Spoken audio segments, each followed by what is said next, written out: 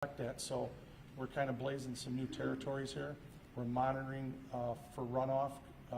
We've limited the amount of water we've put in. But we are monitoring what we got, what runoff we have.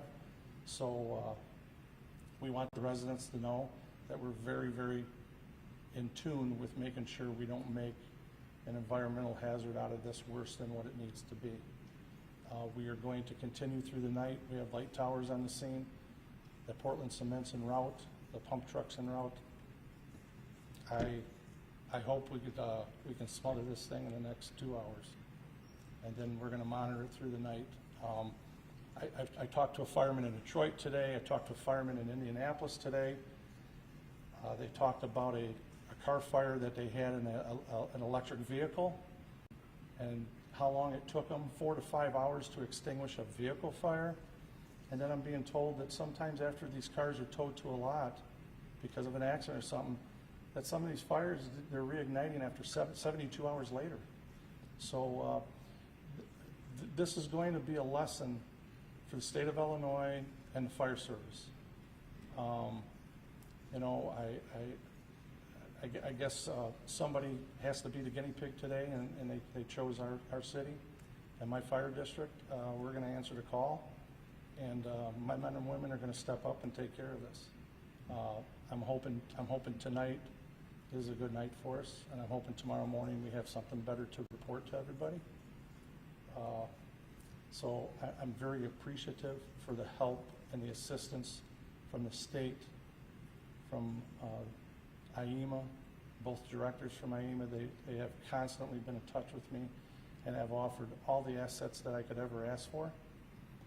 So everything that needs to be is being called into action to take care of this. So, any questions? Can you tell us the difference between yesterday not being able to use water and now today, what role that water is playing?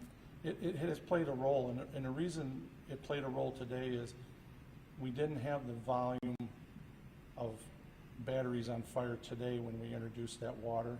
So that violent reaction we knew we were going to have yesterday, we knew we were willing to take the risk this afternoon.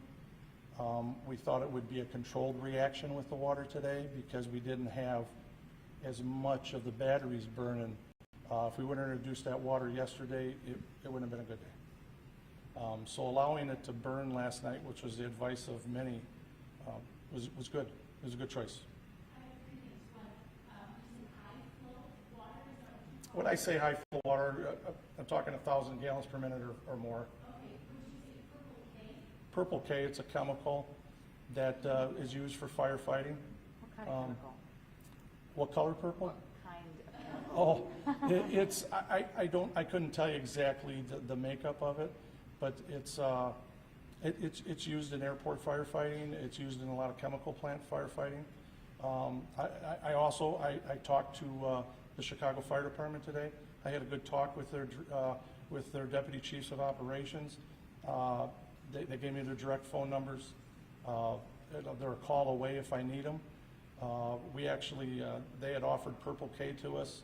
I believe they had 850 pounds they could have brought down. We had 1,000 pounds here, so I actually had a few more pounds than them, so we used what we had. But no, they've been very helpful. I will leave that up to the police chief to answer. And the reason why is I wasn't here for. I think you guys had, was it noon? Whatever you guys had a press hearing, I was at the scene, so I don't want to contradict what we were told then because I couldn't make it here. I had to stay on the scene with what was going on. But Purple K, if you look it up, there's it's well known. It's a lot of people see it. So the cement, it's just to kind of smother it, and then you'll have to remove.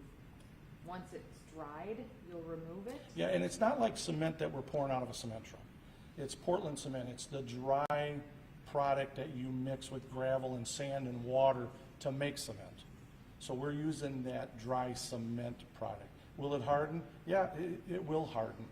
How they're going to remove it and who's going to remove it and where they're going to remove it, that is part of a remediation company that we're not licensed to do, or will we do? We're going to mitigate it. and watch it, and then they will have to have a contractor or somebody do that. And has this been used somewhere else, this method?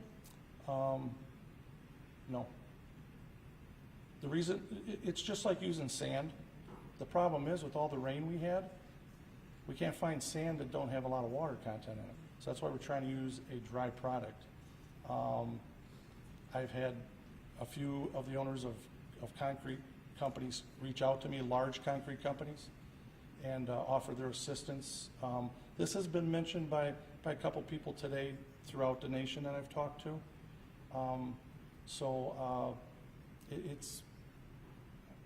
We're hoping it's going to have a good outcome. So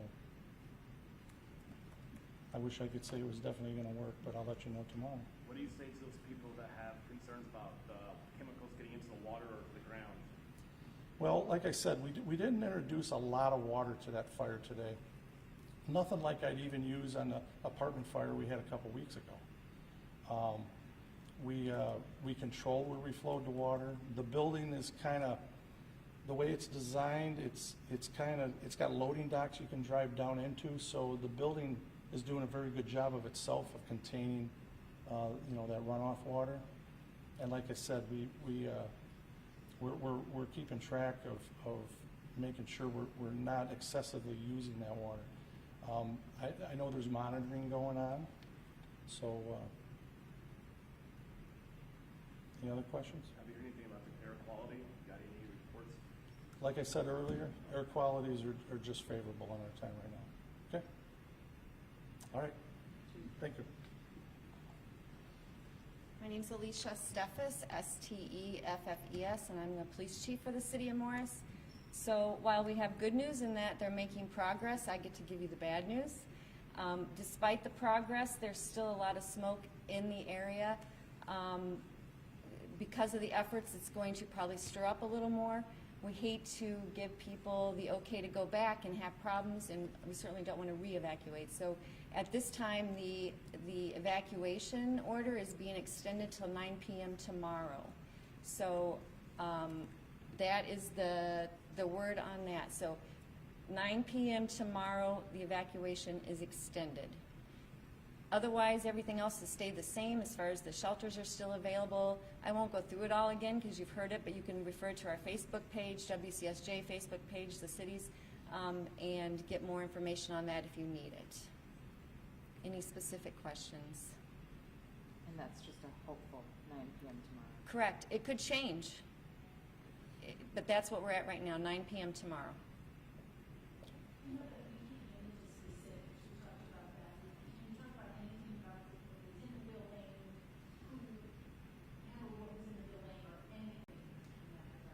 While they've certainly had some visual, there's still not any kind of inventory. It's a mess.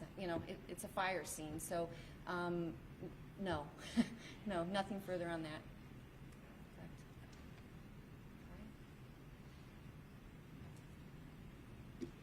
Correct. Hi, my name is Alicia Tate-Nadeau, and I'm the Director of Illinois Emergency Management. And what I want to talk to you about today is about the resources that are being brought to bear to support this operation. So far, you have two federal agencies that are involved. You have the U.S. EPA. We've also been working with FEMA headquarters in Washington, D.C. FEMA has given us primacy working with the Defense Threat Reduction Agency. So as we do the models that you're seeing today, those models are actually being crunched by supercomputers and pushed down. So everyone is certainly looking at what is occurring today, and we're ensuring that we're coordinating the federal and the state and the local response. In addition, you have 5 state agencies that are involved. Illinois EPA, you have the Illinois State Police, you also have Department of Natural Resources that are involved, you have Illinois Department of Public Health and Illinois Emergency Management, all working in concert in support of the incident commander that stands to my right. In addition to providing the resources that you've heard discussed earlier today, You heard the chief talk about he was in need of subject matter expertise. So we have a best practice whenever an event occurs. We go out and we try to figure out who nationally has seen something like this. Who can we benchmark off of? That's how we ended up looking at Detroit, Indianapolis, and also Atlanta. I will tell you that whenever we start talking about lithium battery fires of this nature, the chief is absolutely right. There were very few people that we could reach out to that have actually seen something of this magnitude before. But they were able to provide the chief with some options, which you've heard him discuss today. And I will tell you that as we get ready to move through this, the governor has been very clear that we are here, the state of Illinois is here to support the incident commander in any possible way, to include the residents of this community. And with that, I'm going to turn it over to the director of Illinois, of EPA, Mr. Kim. Hi, my name is John Kim, K-I-M. I'm the director with the Illinois Environmental Protection Agency, and I just want to give you a brief overview of what our agency's involvement has been so far. As Director Tate Nadeau stated, our agency is one of the state agencies that is providing assistance and recommendations and in-field monitoring and overview of the situation. We have an emergency response team that has been on the site since yesterday, and we are working with our federal partners, primarily US EPA, and also the Civilian Support Team, which is an arm of the Illinois National Guard. US EPA and the CST have been actively involved in conducting air monitoring, and so one of the first things that we want to take a look at is determining what the air quality is. We want to try and get a gauge on if there is going to be an ongoing problem or how severe that problem is, and then we want to be able to provide information back to the incident commander and to the police chief so that they can make decisions based on that. In addition to working with our federal partners and our state partners on air quality, we are also, as the chief noted, trying to keep an eye on any kind of concerns related to water. When you have a fire such as this, you may have situations where you've got water runoff, and so we are actively monitoring the Illinois River. We've determined outfalls that would be associated with this building, and so we're tracking those. If we have reason to believe that we have some concerns, or if we need to do some sampling, we'll take care of that as well. So that's an overview of what we're doing. We're simply trying to, again, provide a complete, as much complete environmental assistance as we can to the decision makers involved, and working as one of these several state agencies that have mobilized to provide assistance. Any questions? When it comes to water runoff, can you describe what the process is when it comes to testing that water? So what we're doing is, well, the first thing is, as the chief noted, compared to some of the, to a larger fire, we don't have a great deal of runoff. We haven't had any situation where we had to control the runoff that's coming from the fire, which is a good thing. And so what we're doing now is, there is, the facility does have storm drains. There may be some movement through the permitted outfalls or the storm drains, and our primary concern at this point is where those are going to go, and specifically where they feed into the Illinois River. So we have got, we've been working with the Department of Natural Resources to have a presence on the river, and we're just tracking to see if we see any evidence that there might be an impact. Then we can go forward with sampling and determine what kind of contaminants might be in the water. But to date, we haven't seen an impact so far, which is good.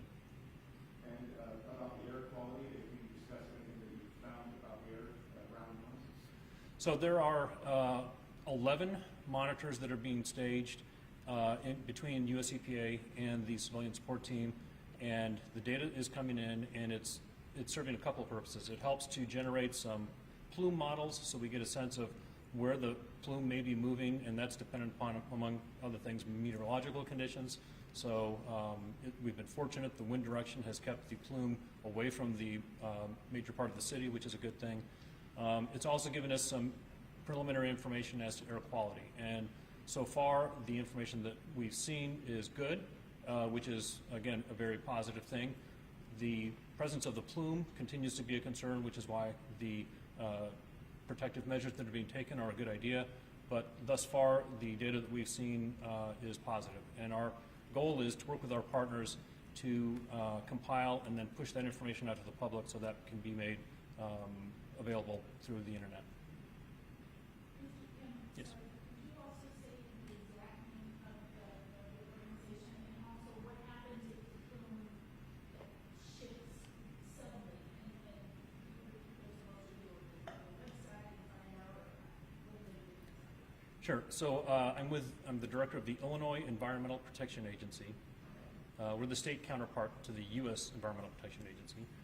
And I can tell you that, Grundy County has established an emergency operations center. They're tracking all of the meteorological conditions.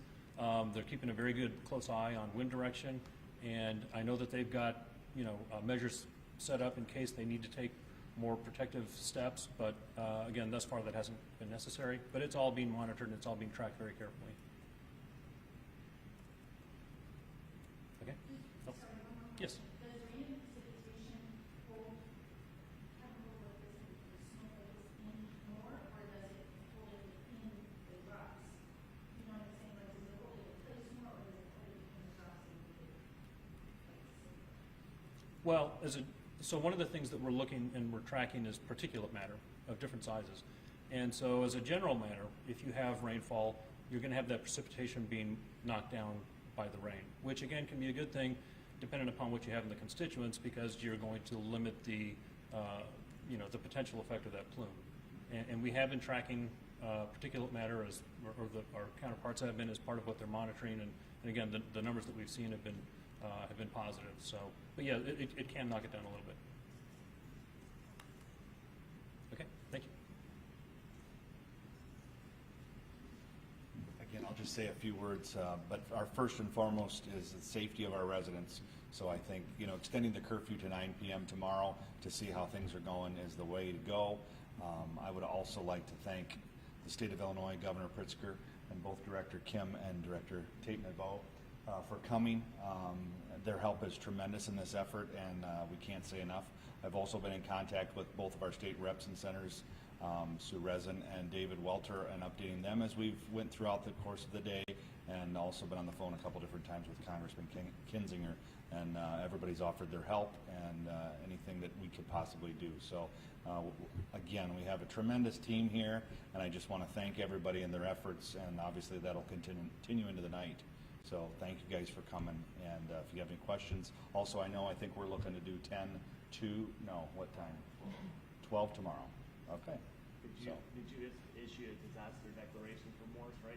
Yes, we did. We issued, I personally issued a disaster proclamation this afternoon. What does that do, anything, or? It just gets us, aware that we're able to spend any dollars that are necessary to the disaster. So noon tomorrow. Noon tomorrow here, correct? Thank you, everyone.